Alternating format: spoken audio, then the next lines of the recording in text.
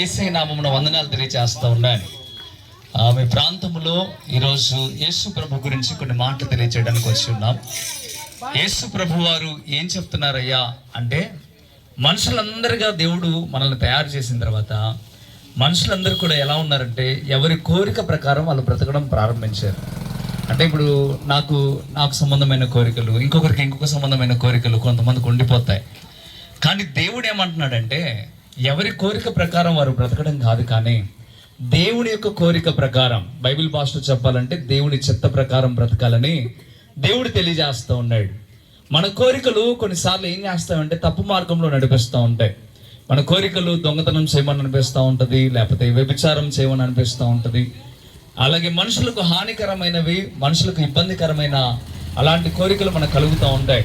కానీ దేవుడు అంటున్నాడు, దేవుని కోరిక ద్వారా మనం చేయగలిగితే, దేవుడు అంటాడు మనుషులందరూ పరిశుద్ధంగా ఉండాలి అంటాడు. అంటే ఏ తప్పు చేయకుండా ఉండాలి అంటాడు.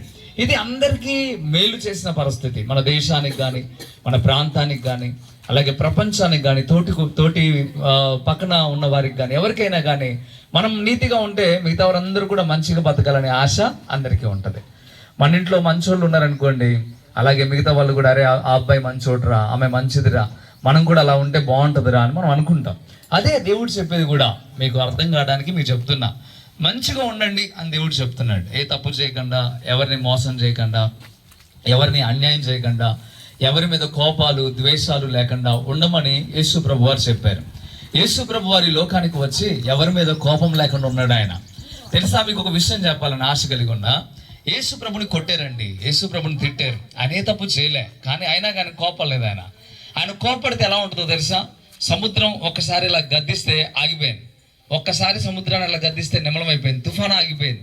అనేకమైన పరిస్థితులు, చచ్చిపోయిన వారిని ముట్టుకుంటే తిరిగి లేచారు. ఆయన అంత శక్తిమంతుడై ఉండి కూడా తన కోపాన్ని చూపించలే. కారణం ఏంటంటే, దేవుడు మనం ఎలా బ్రతకాలో నేర్పించడానికి యేసు ప్రభు ఈ లోకానికి వచ్చాడు. యేసు ప్రభు వారు లాగా మనం బ్రతకాలని దేవుడు కోరుకుంటున్నాడు. అందుకే మనం అందరం కూడా ఇతరులను ప్రేమిద్దాం, ఎవరి మీద కోపడకుండా, ఎవరి మీద ద్వేషం లేకుండా, యేసయ్య ఎలా బ్రతకమంటున్నాడో అలా బ్రతకడానికి ఇష్టపడండి. చాలా మంది యేసు ప్రభు గురించి చెప్తే చాలా బాధపడతా ఉంటారు, కోపపడతా ఉంటారు. యేసు ప్రభు లాగా ఎవరైతే బ్రతుకుతారో వారే దేవుని రాజ్యంలో ఉండగలుగుతారు. ఎందుకంటే యేసు ప్రభు చెప్తున్న మాట, నిన్ను వలె నీ పొరుగు వారిని ప్రేమించమని చెప్తా ఉన్నాడు. మీరు మీ చుట్టుపక్కల ఉన్న వాళ్ళతో మాట్లాడుతున్నారా? మీరు మాట్లాడకుండా ఉంటే దేవుడికి నచ్చదు. అందుకే మీరు మాట్లాడాలా. ఏదైనా చిన్న చిన్న గొడవలు వస్తాయి, చిన్న చిన్న ఇబ్బందులు కలుగుతాయి, అయినా సరే మళ్ళీ వెళ్ళి మాట్లాడగలగాల. అదే దేవుని ప్రేమ అంటే. యేసే చెప్పేది అదే, అంతకుమించి ఇంకోటి ఏం లేదు. ఏదో మతం మారమని దేవుడు చెప్పట్లేదు, ఏదో ఇంకొకటి చేయమని దేవుడు చెప్పట్లే. మంచిగా మారి ప్రేమ కలిగి ఉండమని చెప్తున్నాడు.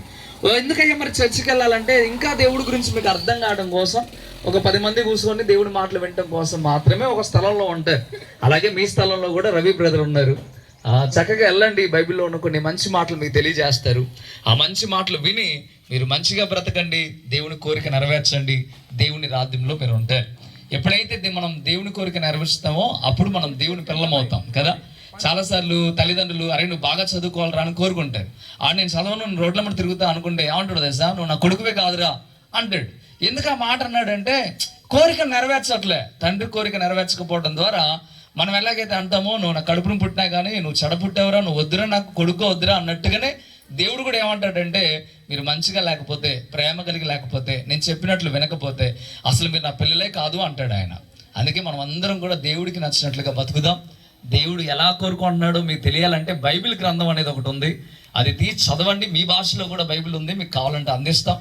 చక్కగా రోజుకు ఒక 2 పేజీలు మీరు చదవగలిగితే దేవుని కోరికలు అన్నీ అక్కడ రాయబడి ఉన్నాయి. అవి మనకు మేలు కలుగుతాయి, మనమందరం కూడా మంచిగా ఉండడానికి అవకాశం ఉంటుంది. మనమందరం కూడా చనిపోయిన తర్వాత కూడా నిత్య జీవాన్ని దేవుడు ఇస్తాడు. అందుకే మనం అందరం కూడా రీతిగా ఉందాం. దేవుడు మీ తండ్రిని దీవించాలని మేము ప్రతిరోజు ప్రార్థన చేస్తూ ఉన్నాం. ఈ మండలంలో ఉన్న ప్రతి ఒక్క సేవకులు కూడా ప్రార్థన చేస్తూ ఉన్నారు. రవి బ్రదరు, ఇక్కడ ఉన్న వారందరూ కూడా ప్రార్థన చేస్తూ ఉన్నారు. దయచేసి మీరందరూ కూడా యేసయ్య ఎవరో తెలుసుకోండి. పాస్టర్, యేసయ్య నమ్మకం అని నేను చెప్పట్లే, ముందు యేసయ్య ఎవరో తెలుసుకోండి, యేసయ్య ప్రేమ ఏంటో తెలుసుకోండి. యేసు ప్రభుని గురించి తెలియాలంటే మీకు కొన్ని పత్రికలు ఇవ్వబడ్డాయి, వాటిని చదవండి. మీకు యోహాను సువార్త పుస్తకాలు ఇవ్వబడ్డాయి, అవి చదవండి. చదివితే దేవుని గురించి బాగా మీకు అర్థమవుతుంది. దేవుడు ఈ మాటలు దీవించును గాక. ఆమేన్. కన్న తండ్రి, నీ ప్రేమల గురించి వివరించిన ఈ వర్తమాన నూరంతలుగా ప్రజల హృదయములలో ఫలించును గాక. నీ కనికరము చొప్పున కాపాడి నడిపించి ఇతను దీవించి ఆశించి మేలు చేయమని సమస్త ఘనత మహిమ ప్రభావాలు మీకు చెల్లిస్తూ యేసు నామమున అడుగుచున్నాం తండ్రి. ఆమేన్.